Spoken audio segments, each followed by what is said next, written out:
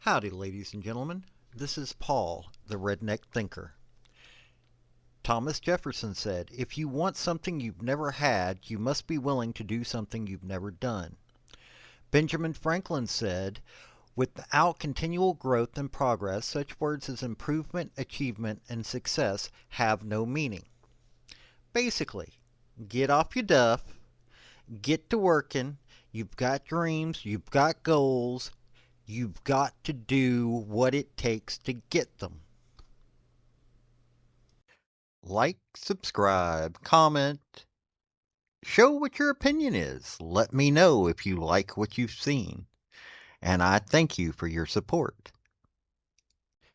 Giovanni's Ring, My Life Inside the Real Sopranos by Giovanni, Rocco, and Douglas Schofield is a fascinating autobiography, I should say, from a former New Jersey police officer who ended up working with the FBI to take down the DeCavalcante crime family.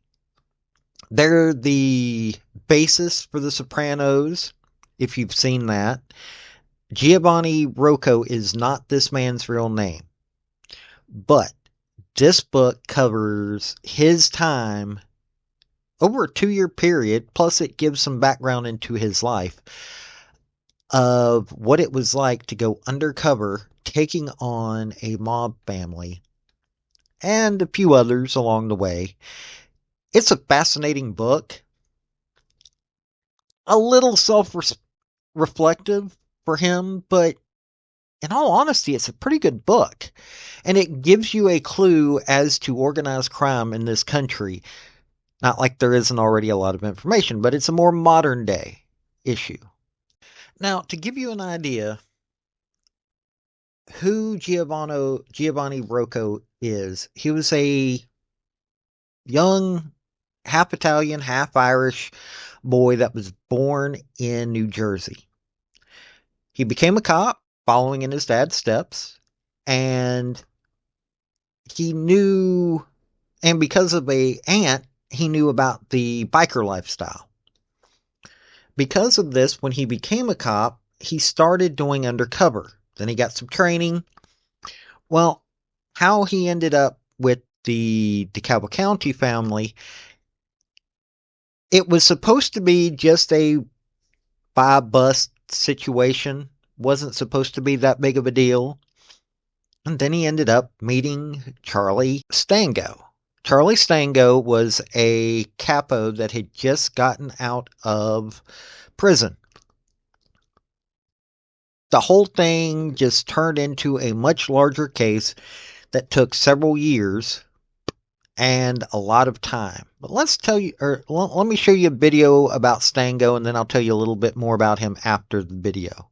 Charles Beep Stango was born in Elizabeth, New Jersey in 1943. He became an associate of the Elizabeth crew of the DeCavalcante family and was an enforcer type. In October 1980, Stango made his bones as he was given the contract to take out another associate named Billy Mann, who had scammed a member of Genevieve's family capo, Tino Fiamara's crew, in a dope deal. Stango and Genevieve's associate Ray Tango and Lou Pascarosa rubbed out Billy Mann by luring him to the Newark Airport Sheraton. Shortly after, Charles gets made into the Jersey family and is eventually made a capo regime. In 2012, Stango put on record Giovanni Gatto, who turned out to be an undercover FBI agent. Gatto recorded Stango playing a hit on fellow DeCavalcante soldier Luigi Oliveira, who was considered out of control. Consigliere Frank Negro gave the permission on the hit, and Stango asked Gatto to hire 2 of his outlaw friends to take out Oliveira for $50,000. He pled guilty for the conspiracy to hire Gatto and gets 10 years in 2017 and gets released in 2022. Now, how recent this is,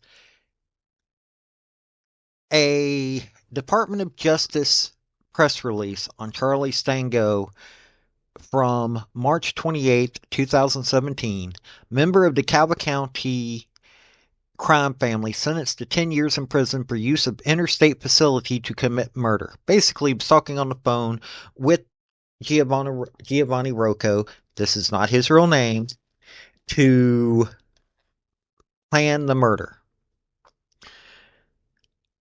And in it, Stango, 73, of Henderson, Nevada, previously pleaded guilty before the U.S.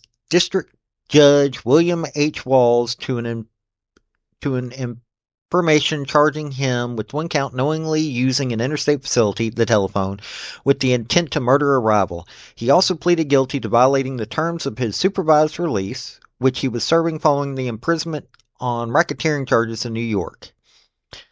So he was sentenced to 10 years. He was arrested April 14th, 2015. So this book is actually pretty recent history. And it goes into all of how he ended up dealing with the mafia, and it was more than one family, and how they found out through him talking to Stango's girlfriend how the mafia families were finding out that they were being wiretapped. And once everything happened, well, the FBI at first didn't pay attention to the fact that they had just pulled a regular cop who was from the area into a major sting. And many of the people that he arrested did not live that far away. Plus, Stango's girlfriend moved back, and she was not happy with him. So, yeah, it turned out kind of wild. Now, after all of this went down, here he is sitting at home. The FBI's best way to tell him to protect himself, he had kids, he had a wife. Now, his wife was a cop, so at least she could protect herself, was to tell him to grow a beard and stay inside. Seriously, this is how the FBI told him to protect himself after he did a major bust for them. After he did a major undercover sting over several years. He almost got caught several times. Could have had bad things happen to him or his family. And this is what the FBI did. They finally sent somebody to come get him to go, well, first assess the situation, then they realized, hey, we need to put this guy on witness protection.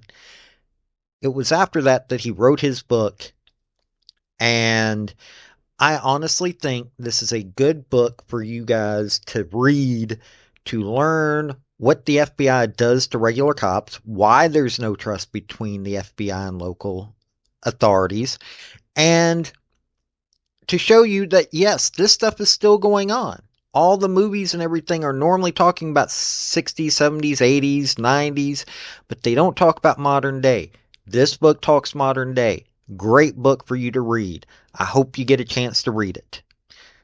Folks, I just want to say thank you for listening.